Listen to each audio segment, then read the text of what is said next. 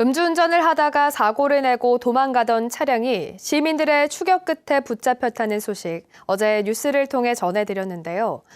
그런데 추격하는 과정에서 시민들이 입은 피해는 보상받을 길이 없다고 합니다. 김하은 기자가 취재했습니다. 소형 승용차 한 대가 비틀거리며 가자 다른 차 한 대가 앞을 막아섭니다. 도망가려 후진을 해보지만 뒤따라온 차량에 부딪히고 결국 차량 4대에 사방이 가로막힌 운전자. 음주 상태로 심야에 질주를 했던 40대 여성 운전자는 그제서야 멈춰섰습니다. 이 여성이 추격한 시민들을 따돌리기 위해 중앙선을 넘나들고 불법 유턴을 하며 달린 거리만 3.5km. 아파트와 상가가 밀집한 지역에서 신호등이 있는 대형 교차로만 13개를 통과했고 사방에서 차량이 진입하는 로타리 2개를 고개하듯 지나간 겁니다. 추격에 나선 시민들이 없었다면 대형 사고로 이어질 뻔한 상황. 수상한 움직임에 발벗고 나선 시민의식이 빛난 순간이었습니다. 그 차량이 노래 소리가 엄청 크게 틀어놓고 막 소리를 지르고 있었어요. 이제 그 여자가 신호 위반을 하고 갑자기 막 난폭 운전이 엄청 심해진 거예요. 제가 이쪽으로 세우라고 계속 신호를 보내도 세우지도 않고 그냥 뭐 사람 그냥 뭐 칠거 마냥 그냥 달리면 막 어떻게든 막을 거 아니에요. 사람은 살려고 갈 거 아니에요. 대형 사고를 막은 시민들의 피해는 막심합니다.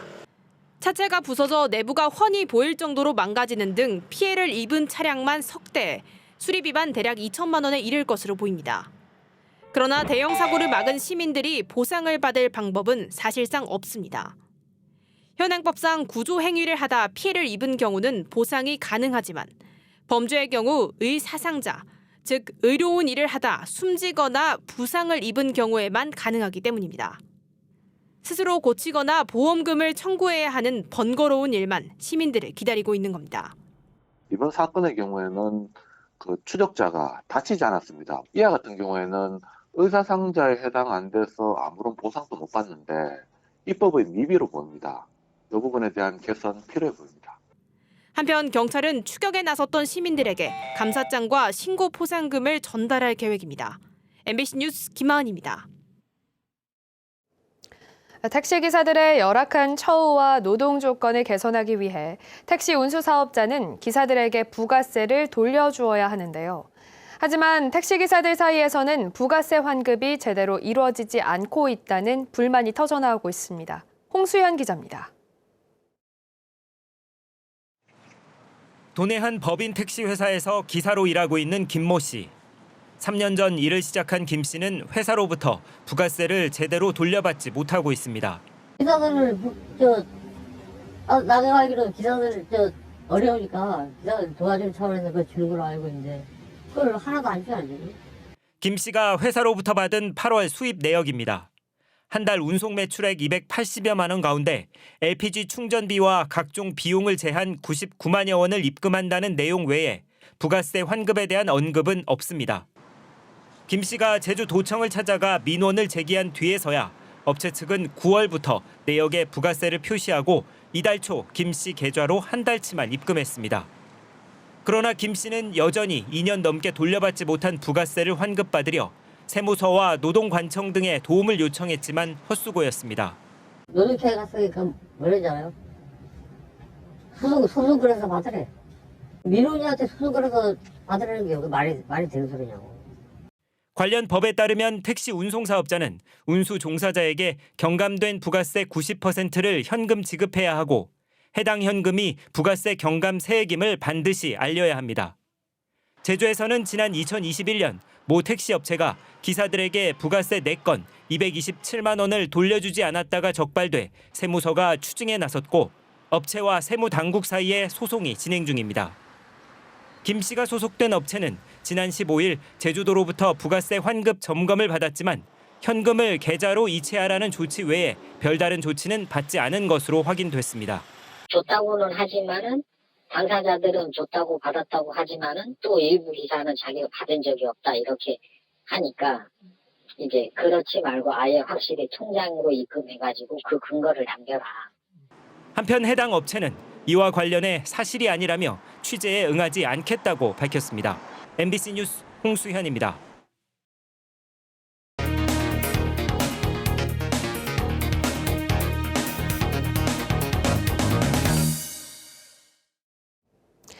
오름 중턱에 불법 시설물이 적발됐는데 5개월이 지났어도 바뀐 건 없다고 합니다.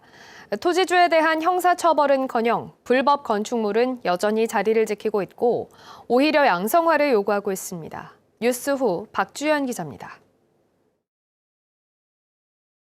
그런데 오름 중턱에 불법 시설물들을 설치해 사용하던 토지주가 적발됐습니다. 제주 시내 한 오름 중턱에 무성한 나무숲 사이로 시설물이 눈에 띕니다. 감귤 농장인 이곳은 농기구를 보관할 수 있는 창고는 물론 불법 건축물이 적발된 곳은 어떻게 변했을까? 불법 건축물로 적발된 지 5개월이 지났지만 여전히 철거되지 않은 채 이처럼 방치돼 있습니다. 감귤 컨테이너가 겹겹이 쌓여 있는 창고는 물론 농막도 그대로입니다. 고작 건축물 일부와 가림막 정도만 철거됐을 뿐입니다. 제주시는 토지주에게 불법 건축물 철거를 요구하는 통지문을 발송했고 2차례 시정 명령까지 내렸습니다. 하지만 상대 보전 지역에 불법 건축물을 지었지만 경찰 수사는 없었습니다. 이미 공소시효가 끝났기 때문입니다. 건축법에선 건축 허가를 받지 않고 건축물을 지으면 3년 이하의 징역이나 5억 원 이하의 벌금에 처하도록 돼 있습니다. 그런데 형사소송법상 5년 이하의 징역의 공소시효는 5년. 이미 불법 건축물이 2018년 이전에 2차례 지어진 것이 확인됐기 때문입니다. 저희 내부적으로 항공사진 매해 찍힌 것도 있고 몇 년을 간격으로 찍힌 것도 있거든요. 그런 부분들을 저희가 최대한 활용을 하고 현장에서 조사할 때 또 이제 어떤 행위자의 조견도 들어보고 하면서 결정을 합니다. 난개발을 막고 보전 지역을 실질적으로 지킬 수 있으려면 법을 바꿔야 할 필요성이 제기되는 대목입니다. 시효가 지나면 처벌이 안 된다. 그 훼손에 대해서. 그랬을 경우 사람의 눈에 잘 안 띄는 지역 아닙니까? 그래서 그렇게 될 경우는 더더욱 이렇게 불법이 더 횡행하지 않을까 하는 그런 우려가 있습니다. 제주시는 조만간 3차 시정명령과 함께 이행 강제금을 부과할 계획. 그러나 토지주는 건물의 일부는 철거했고 감귤 농사를 위해 나머지 불법 건축물은 필요하다며 양성화해달라고 요구하고 있습니다. MBC 뉴스 박주연입니다.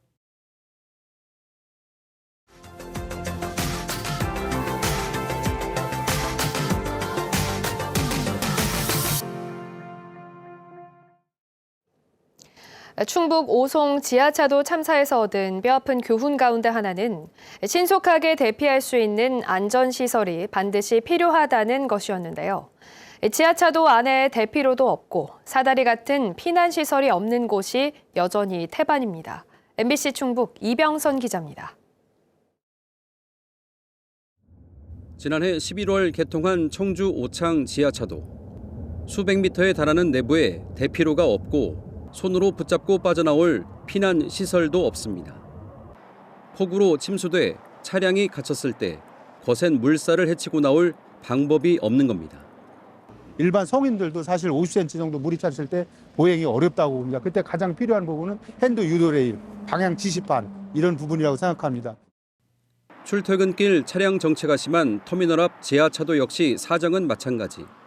지대가 낮은 중심부에 갇히면 꼼짝없이 위험에 노출될 수밖에 없습니다. 양쪽에 보행자 통로가 있는 소규모 지하도의 경우도 탈출할 방법이 없기는 매한가지입니다. 지면에서 보행자 통로까지 높이가 성인 키보다도 높아 난간을 붙잡기가 어렵고 난간이 없는 곳에 멈춰서면 차량 지붕에 올라가도 붙잡을 게 없습니다. 도나 시가 관리하는 청주 지역 지하차도 15곳 가운데 대피로가 있는 곳은 현도 양지 지하차도 단 한 곳뿐. 오송 지하차도 참사 직후 부산 남구청은 숨 쉴 수 있는 에어포켓으로 타고 올라갈 비상대피 사다리를 설치했는데 정작 청주 지역 지하차도 15곳 가운데 비상대피 사다리나 대피요도 핸드레일 등 피난 시설이 설치된 곳은 단 한 곳도 없습니다. 침수 상황에서도 작동할 수 있도록 수배 전반을 지상에 설치한 건 60%, 비상 발전기가 있는 곳은 27%에 불과합니다. 국토부가 관리하는 지하차도의 경우 지자체가 안전시설 현황을 파악하는 것조차 쉽지 않다 보니 같은 청주 지역에 있어도 대처가 더딜 수밖에 없습니다. 국토교통부가 6곳, 충청북도 도로 사업이 4곳을 관리하고 있는데 이 10곳도 저희 청주시에서 선제적으로 점검해서 필요한 부분, 재난 시설이라든가 피난 시설을 선제적으로 도와 국토부와 협의해서 여러 해에 걸쳐 많은 예산이 투입되는 구조적인 개선은 당장 어렵더라도 장마가 시작되는 내년 여름 이전에 비상대피 사다리나 핸드레일만이라도 제대로 갖춰질지 지켜볼 일입니다. MBC 뉴스 이병선입니다.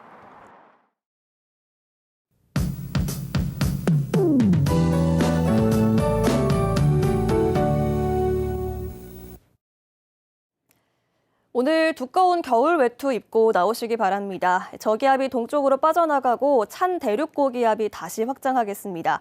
서쪽에는 고기압이, 동쪽에는 저기압이 자리 잡으면서 오늘 겨울철 날씨의 특징인 서고 동저형 기압 배치를 보이겠습니다.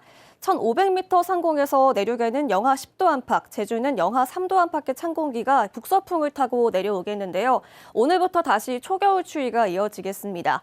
어제보다 낮 기온이 뚝 떨어져서 오늘 13도 안팎에 그치겠는데요. 찬바람이 강하게 불어서 체감 온도는 훨씬 낮아 춥겠고요. 목요일에는 기온이 더 떨어지겠습니다. 종일 한 자릿수를 보이면서 강추위가 예상됩니다. 이번 주는 건강관리 잘 해주셔야겠습니다.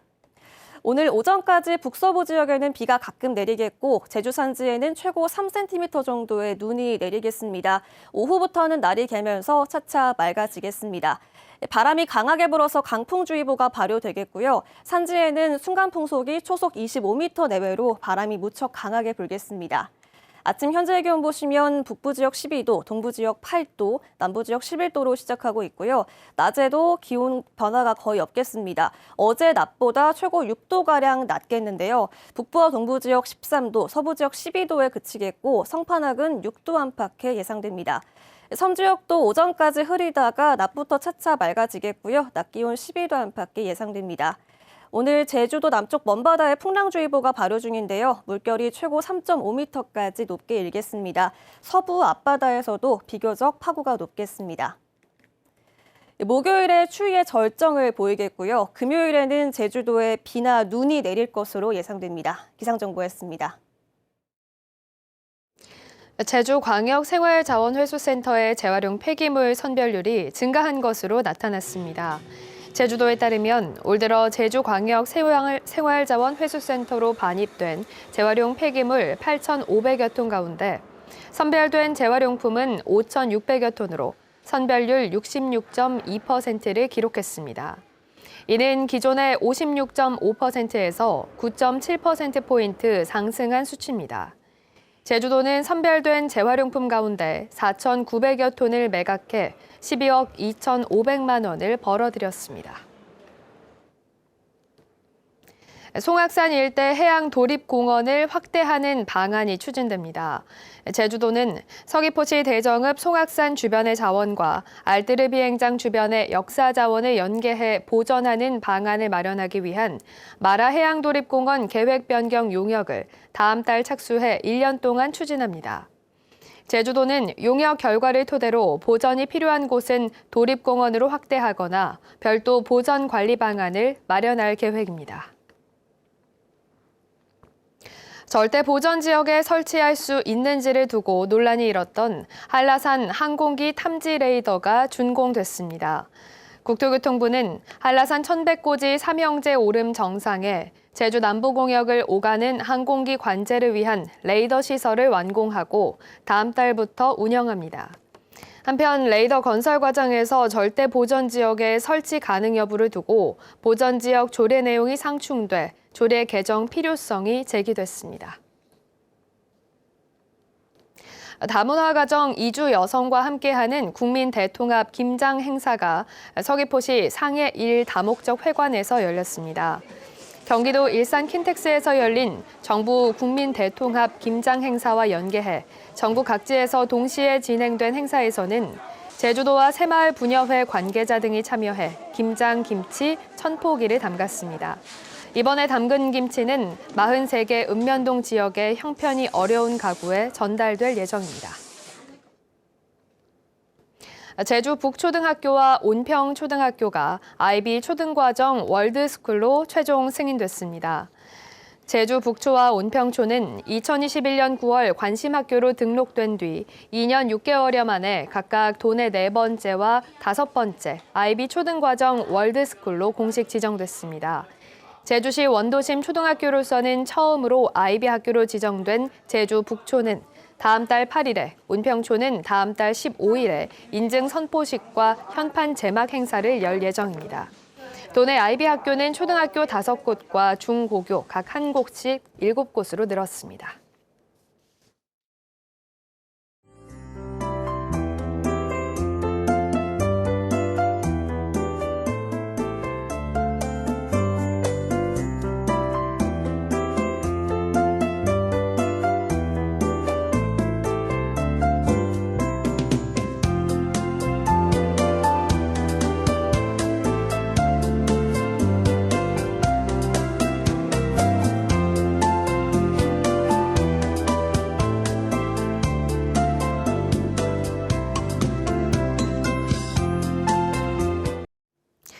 네, 화요일 아침 뉴스투데이 제주를 마치겠습니다. 시청해주신 여러분 고맙습니다.